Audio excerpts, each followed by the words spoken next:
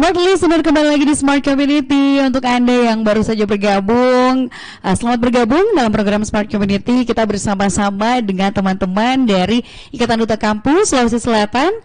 Di sini ada teman-teman dari Putra Putri Literasi Sulawesi Selatan dan juga Putra Putri Kampus Nusantara Sulawesi Selatan. Nah, sebagai cerminan mahasiswa nih, teman-teman semua walaupun berbeda-berbeda title ya, jabatan yang disandang, tapi tetap dalam satu wadah duta kampus gitu. Sebagai cerminan mahasiswa dari Sulawesi Selatan, gimana sih teman-teman menganggap apa istilahnya, anggapan miring orang-orang di luar tentang mahasiswa Sulawesi Selatan yang sukanya demo atau mungkin yang sering turun ke lampu merah untuk menggalang aksi, menggalang dana atau lain sebagainya. Siapa yang mau jawab? Oke, mungkin saya dulu ya, Kak. Mungkin untuk teman-teman mahasiswa di luar sana yang mungkin sering melakukan aksi ataupun turun ke jalanan, mungkin galang dana dan lain sebagainya. Kalau untuk galang dana sendiri, kalau saya mungkin agak bertentangan ya, Kak, karena kita sebagai mahasiswa seharusnya bisa memiliki ide-ide yang lebih kreatif, cara-cara yang kreatif untuk mencari dana seperti itu, Kak. Misalnya kita akan buat kegiatan, kan boleh mungkin kita mengajukan proposal di beberapa institusi ataupun lembaga yang kita naungi saat itu. Nah, kemudian mungkin untuk penjualan dan lain sebagainya itu boleh kita lakukan di sosial media. Seperti yang kita ketahui, sosial media saat ini betul-betul sangat gencar ya, Kak. Jadi boleh kita memanfaatkan. Nah, kemudian untuk demo sendiri, mungkin kalau demo saya sepakat saja ya, Kak. Tapi kalau kita sebagai teman-teman dari Duta Kampus, kalau ingin turun ke jalan, dipersilakan asal tidak menggunakan atribut kita seperti itu, Kak. Takutnya mungkin ada orang-orang yang mungkin kontra seperti itu, kita menghindari hal-hal yang tidak diinginkan seperti itu, Kak. Oke, jadi it's okay turun ke jalan untuk demo gitu ya. Tapi kalau demonya merugikan masyarakat gimana tuh? Saya, Kak. Terima kasih, Kak. Jadi kalau menurut saya sudah benar tadi dikatakan oleh Risa. Jadi kita di sini sebagai Putri Literasi, sebagai Putra Kampus tentunya sudah mempunyai nama di Sulawesi Selatan, Kak. Tentunya kami lebih ternotis. Jadi kita bisa menjadi penyambung lidah masyarakat, Kak, yang akan audiensi ke pemerintah, Kak, di mana kita yang akan menyampaikan keluh kesah aspirasi masyarakat, Kak. Jadi mungkin kita tugas besar kita itu sebagai penyambung lidah masyarakat, Kak, tentunya. Jadi yang bisa kita lihat itu tindakan demo itu, Kak, sebenarnya memberikan dampak negatif juga, Kak, di mana jalanan lebih macet, Kak, terus polusi di mana-mana. Jadi mungkin selain ada sisi positifnya, ada sisi negatifnya juga, Kak. Terima kasih. Oke, baik. Sebagai penyambung lidah masyarakat, teman-teman ini dipercaya gitu ya, menyandang status, menyandang jabatan. Nah, apa nih yang teman-teman sudah lakukan untuk menyampaikan aspirasi teman-teman gitu ya, yang mungkin teman-teman mahasiswa lain menyampaikan lewat demonstrasi, teman-teman menyampaikannya dengan cara apa? Baik, Kak, untuk cara menyampaikan aspirasi ya. Pertama tadi sudah disebutkan oleh Wahyuni, sebagai Putri Literasi itu kita bisa melakukan audiensi kepada pemerintah secara langsung. Nah, juga disinilah peran kami sebagai duta dan sebagai putra putri yang menjadinya role model juga punya peran di jabatan masing-masing. Kami bisa melakukan semacam influence melalui sosial media tentang apa saja aspirasi yang disampaikan, bagaimana saja cara kita menyampaikannya dan sebagainya. Oke. Sejauh ini apakah sudah melakukan audiensi langsung terkait dengan program-program teman-teman kepada pemerintah khususnya di Kota Makassar nih? Iya, kalau kami dari Putra Putri Literasi Sulawesi Selatan kemarin sebenarnya ada program yang kami jalankan di Desa Salenrang, di kawasan wisata Ramang-Ramang, di Desa Salenrang di Kabupaten Maros. Di situ kami melaksanakan program berupa kemah literasi yang isinya ada workshop literasi kebudayaan.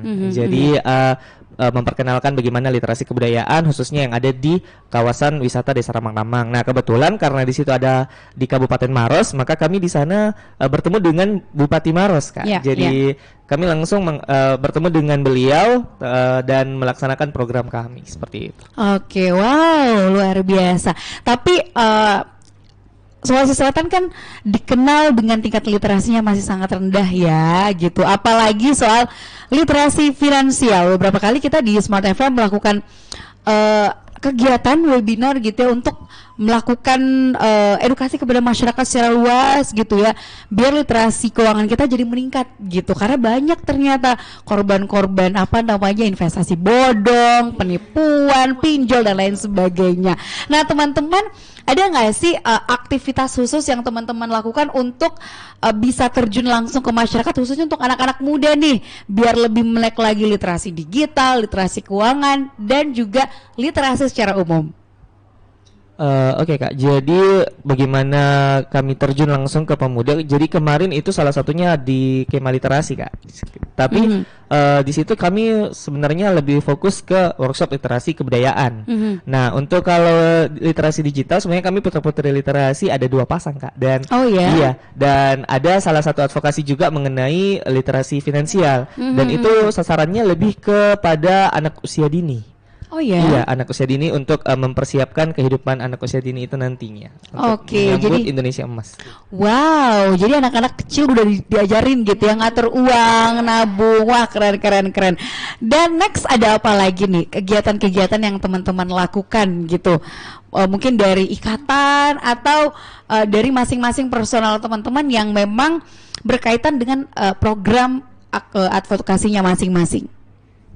Iya Kak, baik mungkin saya kemarin Kak setelah platform saya siap digunakan, kemarin saya sempat melakukan sosialisasi di beberapa sekolah Kak. Jadi kami turun langsung ke sekolah-sekolah, kemudian melakukan campaign anti bully Kak. Jadi kita melakukan kampanye anti bully untuk beberapa sekolah di Sulawesi Selatan, ada SD dan SMP juga Kak. Jadi kami melakukan campaign tentang seperti apa itu bully, kemudian apa yang harus kita lakukan apabila menjadi pelaku, korban ataupun saksi dari bully seperti itu. Kemudian kami juga saya juga secara pribadi launching untuk website saya Kak. Kemudian diajarkan bagaimana cara menggunakan website tersebut. Dan jadi itu Kak, saya melakukan sosialisasi di siswa dan guru-guru yang ada di beberapa sekolah tersebut. Oke, wow. Ada yang mau ditambahkan mungkin? Iya Kak, dan juga ini ada nanti program yang akan dilaksanakan, yaitu sesuai dengan Tridharma Perguruan Tinggi Kak, yang ketiga yaitu pengabdian kepada masyarakat.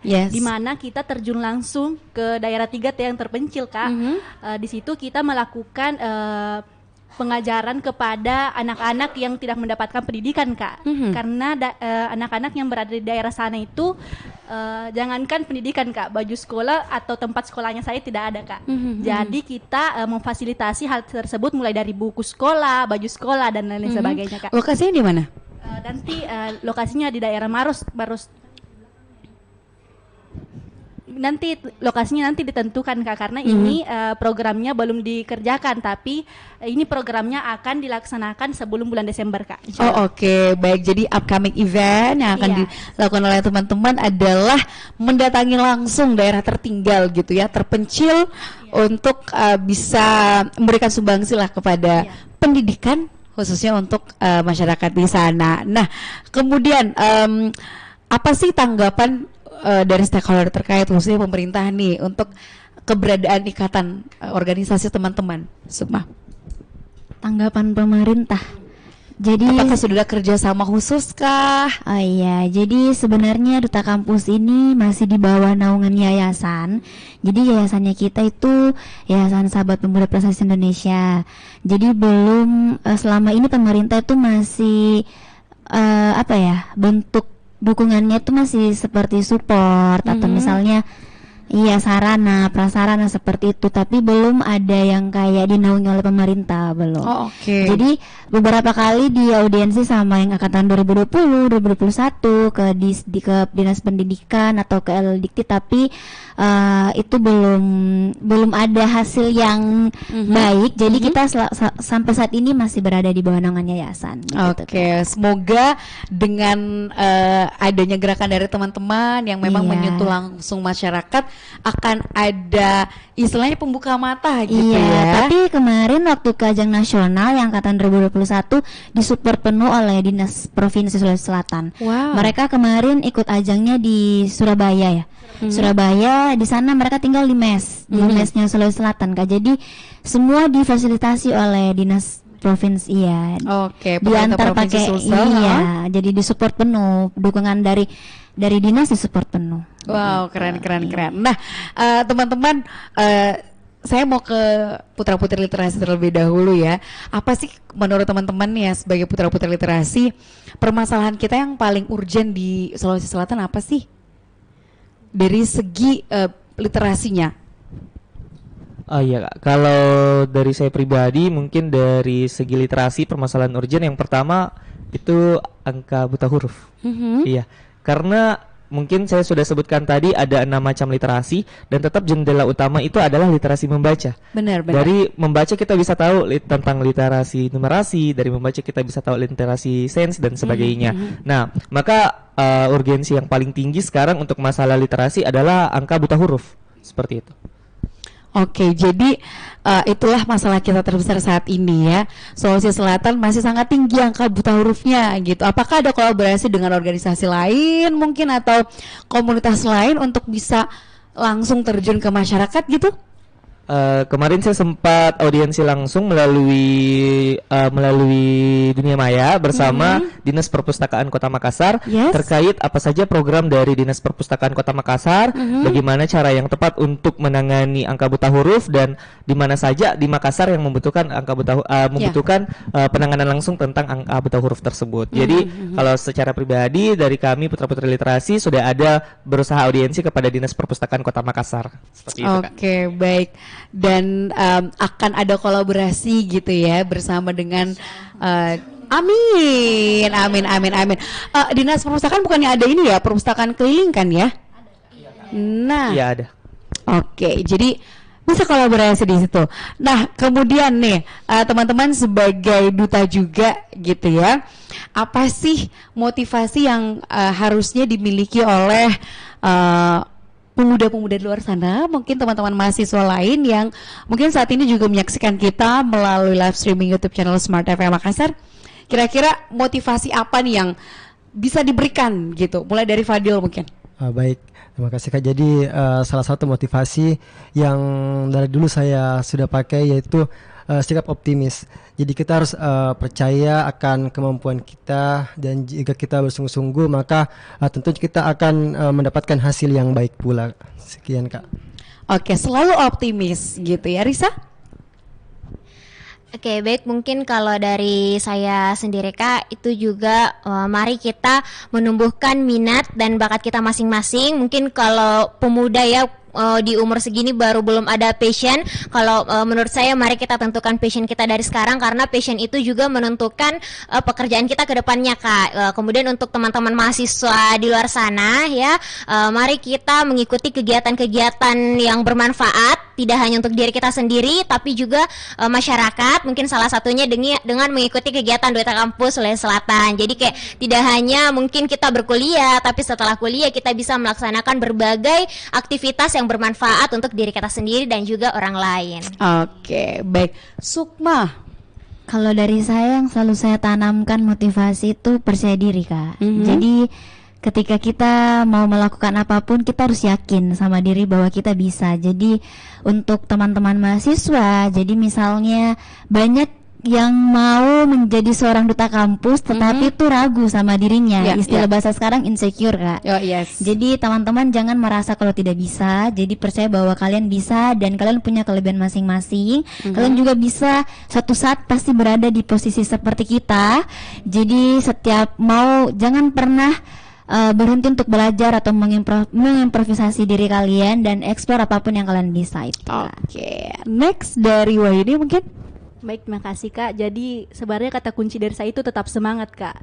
Dimana tetap semangat untuk tetap mengembangkan diri dari yang sebelumnya tidak tahu apa-apa menjadi lebih tahu tentang lingkungan kita Kak. Dan jangan takut apapun tantangan yang ada di depan kita. Karena semakin kita takut, semakin kita tidak bisa mengembangkan diri kita sendiri. Benar. Oke. Nabil? Saya pegang satu moto Kak. Dari kecil saya pegang satu moto itu yang dalam bahasa Inggris keep moving forward, yang artinya teruslah bergerak maju. Jadi kalau dari saya pribadi untuk memotivasi diri, mungkin juga untuk teman-teman, teruslah bergerak maju. Artinya apa? Kita jangan pernah mau menyerah tentang apa yang ingin kita capai Kak. Selama itu positif, as long as it's positive, teruslah bergerak maju, keep moving forward. Oke, yes, jangan pernah menyerah, jangan berhenti melangkah gitu ya, keren. Boleh tepuk tangan dulu untuk teman-teman. Baik, nah smart listener jangan kemana-mana. Setelah ini kita akan lanjut di sesi berikutnya, tetap di Smart Community.